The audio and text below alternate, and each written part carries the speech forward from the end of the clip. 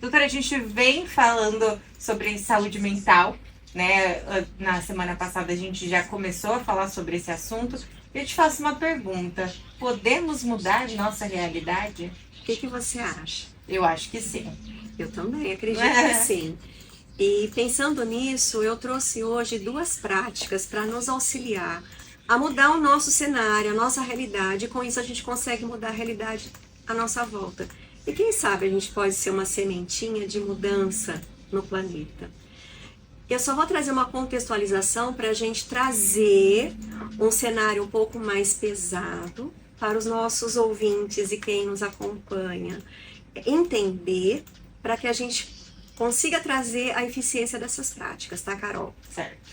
Então eu vou começar com o que a gente está inundado por esses dias, há mais ou menos uns 10 dias, 2 semanas, sobre os casos de feminicídios. E por que eu trouxe isso? Eu fiz uma pesquisa grande para trazer essa temática, esse tópico, na semana passada. E aí, a partir do momento que eu fiz a minha pesquisa, eu comecei a só receber isso no meu Instagram, o tempo todo. E aquilo foi me inundando, e eu sou uma pessoa muito sensível, e eu fui ficando, meu Deus, mas muitas mulheres, né, passando por violência, aquilo foi me deixando mal, e eu não entro muito no Instagram, mas todo momento que eu entrava acontecia isso, porque o algoritmo, entende, nos entrega isso. Eu, com esse conhecimento, eu já fiz disciplina na biofísica, lá no IBIUSC, que trabalhou com o algoritmo, eu sei como funciona um pouquinho, eu sou terapeuta, eu tenho uma série de ferramentas, mas eu, com esse conhecimento, fiquei abalada, fiquei momentaneamente mexida com todas essas notícias, porque é natural isso. Sim. E aí eu pergunto para quem nos acompanha, e quem não tem esse conhecimento, quem não sabe como funciona, como fica com esse tsunami de informações tão negativas que faz com que a gente tenha medo? Medo pela nossa vida, das nossas filhas, de quem vive ao nosso lado. Porque é uma inundação de violência e de medo. Sim. Como que essas pessoas podem ficar? É isso que está acontecendo, está trazendo repercussões importantes na nossa vida. E vai ou pode afetar os nossos relacionamentos. Uma outra questão que nossos ouvintes precisam entender: notícia negativa, infelizmente, engaja mais do que notícias boas, que trazem uma mensagem positiva. Essa é uma triste realidade. Sim. E hoje, para viralizar, muitos comportamentos estão sendo muito questionáveis, posturas questionáveis, e têm se tornado perigosos, porque isso influencia quem assiste. Então nós estamos vivenciando um cenário muito preocupante, que está repercutindo na vida dos brasileiros. Doutora, é até curioso, né? Porque a gente vem falando sobre o feminicídio e a violência contra a mulher, e aí parece que aparece um caso e surgem 300 iguais, né? Então parece que é realmente uma onda, né? E parece que esse aumento, que é real, fica exponencial, porque toma proporções muito maiores. Sim. Porque tá todo mundo vendo, chega o tempo todo. Então fica aquela vibração o tempo todo. E será que existem interesses que a gente ainda não consegue perceber para manter a gente dessa forma? E por que eu trago essa reflexão? Nesse final de semana eu finalizei um filme, que é um longa, que chama Wicked. Não sei se você já teve a oportunidade de assistir. Eu convido os nossos ouvintes a assistirem. É um filme de mais de 2 horas, por isso é um longa, com uma personagem marcante, que é a Elphaba, e a outra que é a Glinda. E a atriz que fez o papel da Elphaba ganhou inclusive o Grammy, que é a Cynthia Erivo, que fez um personagem assim fortíssimo. E nesse filme eu fui apresentada a uma realidade que eu vejo hoje em dia. Como interesses escusos podem transformar a vida de uma pessoa, mudar uma realidade de um local, de uma instituição, para algo que é interesse ou interessante para uma realidade ou para um setor. Então, pessoas podem ser prejudicadas, populações podem ser prejudicadas por interesses que a gente ainda não conhece, que estão ali escondidos, que a gente chama de escusos. E por que eu assisti esse filme? Porque eu vou apresentar nesse sábado um espetáculo de onde eu faço o balé acrobático, o tecido, e nós vamos ser a Elfaba. Então eu quis vivenciar e eu me identifiquei muito com a história, porque eu vivenciei isso e muitas pessoas vivenciam isso, e serve então para a gente se questionar do que pode estar acontecendo à nossa volta, para a gente ser inundados com essas notícias tão ruins. E aí eu trago então, sobrepondo esse cenário tão negativo, práticas poderosas e muito simples que modificaram a minha forma de lidar com a realidade, de olhar para o que está acontecendo e me trouxeram realmente mudanças profundas. Claro, nós vivenciamos desafios e a gente passa por momentos que a gente fica mais mexido, que a gente fica triste, é normal, é natural, nós somos humanos, mas essas práticas conseguem fazer com que a gente se reorganize rapidamente, tá? Por que que eu trouxe essas práticas? Porque quando a gente deixa o algoritmo ditar a nossa vida, a gente fica o tempo todo nesse ambiente que não é saudável, Sim. É tóxico pra gente. Então a gente precisa mudar a nossa vibração e sair desse tsunami que nos prejudica. Eu vivencio e já vivenciei muitas experiências com essas práticas na minha vida, com a minha família ao meu redor e nos meus atendimentos. E quais são essas práticas, tá? A primeira prática da gratidão, que eu vou explicar como funciona, e a segunda é a prática da respiração consciente. Por que eu resolvi trazer essas práticas? Porque nós precisamos fazer o nosso papel de auxiliar as pessoas à nossa volta e auxiliar a nossa própria vida. Então eu trago aqui primeiro um questionamento. Qual é o nosso papel a partir do nosso lugar? O que você pode fazer, Carol, do seu lugar, na sua profissão, na sua família, para auxiliar as pessoas? Será que quem está nos ouvindo pode ser uma rede de apoio a quem está passando por esses casos de violência, auxiliando mulheres, famílias? Pode trazer uma palavra de apoio para alguém próximo, trazer uma mudança no bairro, no seu local de trabalho? Por quê? Eu tenho o meu local de auxílio ou o meu lugar de auxílio. Eu faço isso com a minha filha, eu faço isso com a minha família, na escola da minha filha, em reunião de pais. Onde eu estou, eu sempre levo algo que pode trazer um movimento positivo. Meu marido trouxe há pouco tempo. Gente, vamos começar a só trazer coisas positivas de fala para dentro da nossa casa? Então a gente está nesse movimento. Aqui na CBN eu faço isso, no meu perfil eu faço isso. E aí essas práticas são um exemplo de como a gente pode atuar do nosso lugar de fala. Legal. Eu acho que é muito importante porque a gente reclama tanto e fala tanta coisa negativa sem perceber. A gente reclama sem perceber. Isso. E às vezes a forma como você se comunica e você entrega uma resposta que a pessoa perguntou pode fazer total diferença na vida daquela pessoa. Sem dúvida. Só que tem gente que tem um pouco mais de dificuldade, e aí essas práticas podem trazer um pouco de consciência, tá? Então a primeira prática, que é a prática da gratidão, funciona da seguinte forma. Existem algumas, eu tenho experiência com uma, que eu aprendi a partir de um livro, que quem tiver interesse pode me procurar pelo direct, que eu posso enviar, posso fazer essa indicação, que funciona durante 28 dias consecutivos. O que é importante que a pessoa saiba. Para uma prática ser implementada e fazer parte da nossa rotina, ela precisa pelo menos ser praticada todos os dias durante 21 dias. Isso é o que a neurociência nos traz.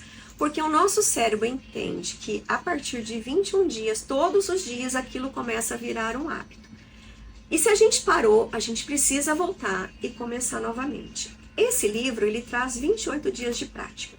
Como que funciona de forma resumida, Carol?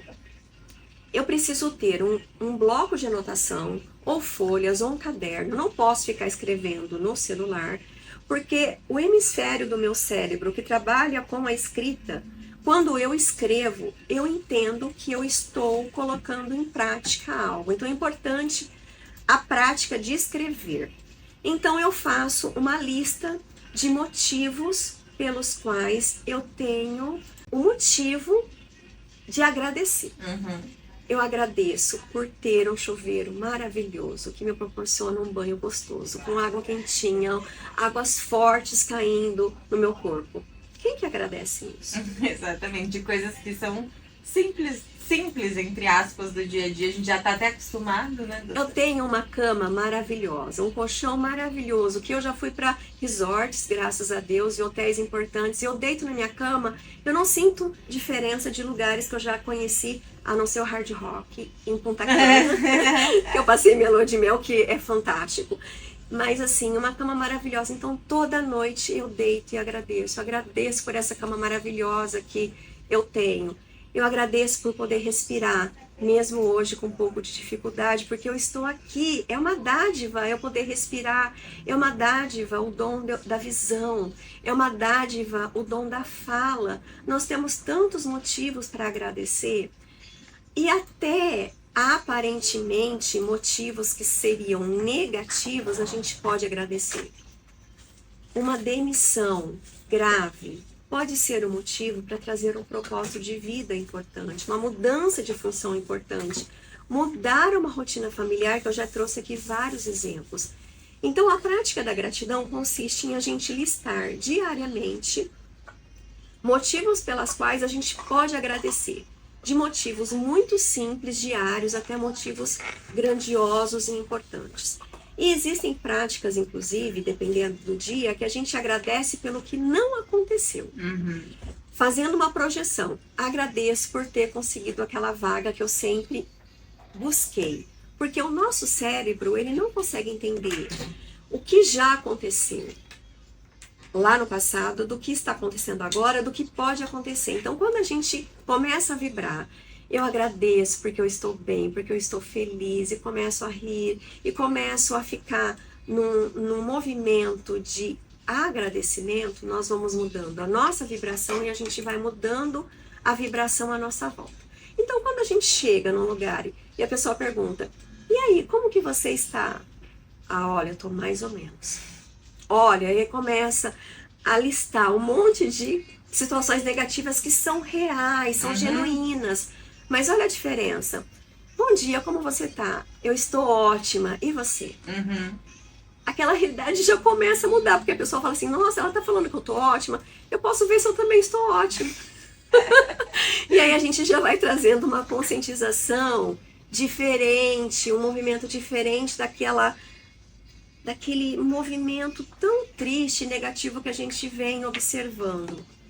Então, essa prática pode mudar a nossa vida e mudou a minha, porque eu tinha um comportamento muito crítico por causa de uma parte da minha educação, devido parte da formação científica, que é tão crítica, tão séria, sisuda, e eu não era assim antes. Então a prática da gratidão trouxe essa transformação de trazer leveza e poder rir, e poder tirar sarro muitas vezes das situações. Nem sempre acontece dessa forma, mas a gente precisa insistir nesse movimento. Então essa é a primeira prática que eu convido quem nos acompanha a colocar no seu dia a dia para trazer mudança. Se alguém tiver dúvida, pode entrar em contato comigo. A segunda prática é a respiração consciente. A respiração consciente faz a gente sair do piloto automático, daquela loucura de fazer tudo o tempo todo, sem saber o que está acontecendo, de falar pelos cotovelos, de falar o que não deve, de agir na impulsividade, depois se arrepender, magoar pessoas, machucar outras com fala, com posicionamento, com linguagem corporal. Isso acontece o tempo todo. Porque muitas vezes a pessoa foi criada e educada daquela forma, ela não entende que ela fala alto e que ela grita porque os pais se comportam daquela forma, então é natural para ela. Quando a gente respira de forma consciente, a gente se distancia daquela situação e começa a refletir e traz um convite para um comportamento diferente. Eu falo isso baseada em muitas práticas, em atendimentos, em prática com a minha filha, em práticas com crianças à minha volta, que não só são trabalhadas em atendimentos. Eu recebo toda semana feedbacks importantes de atendimentos individuais e de atendimentos de casais, o quanto a pausa para respirar, para entender que não pode falar mais daquela forma, traz mudança para os relacionamentos e para a vida. Tanto no ambiente de trabalho, como nos relacionamentos de família, interpessoais de uma forma geral. Então, são pessoas que eram mais resistentes e que trouxeram feedbacks importantes. E como funciona essa respiração consciente? Porque a gente respira o tempo todo. Uhum. Minha filha fala, mamãe, eu respiro o tempo todo, para com isso. Eu falo, não, você sabe que é aquela respiração diferente. É automático respirar, obviamente, né? Isso. Mas é se fazer presente naquele momento, né? Exatamente. A respiração consciente é você prestar atenção na sua respiração por determinado tempo. Você pode fazer isso com um ciclo de 2 respirações, de 3 respirações, 1 minuto respirando, 2 minutos respirando enquanto toma banho, enquanto dirige. Eu gosto de uma prática que é muito simples, porque existem muitas práticas, yoga tem muitas práticas. Eu uso várias, dependendo do meu momento. Mas uma que eu gosto muito, eu expiro. Então, eu solto o ar, porque o ato de expirar faz a gente liberar.